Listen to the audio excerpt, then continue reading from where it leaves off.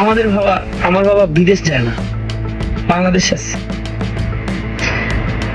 আমার বাবা বলছে যে হসপিটাল করবে, সে হসপিটালে কাজ করার কথা, ফ্রি মেডিকেল কলেজ করবে বরিশালে, সেখানে আগুন ইটের প্রত্যেকটা পাথর মনে হয় আমার বাবার রক্তে মারছে, এরকম মনে হচ্ছে। মাই টিভির গেটটা খুলে যেই আসতো আমার কাছে, দেখা হইতো আমার সাথে, খালি হাতে বিদায় দিতাম। 16 তারিখে আমি যখন পোস্ট গুলো দেখি, বারবার পোস্ট দিই, উপর মহল থেকে এত পরিমাণ আমাকে প্রেসার দেওয়া হয়, আমি পোস্ট ডিলিট করি।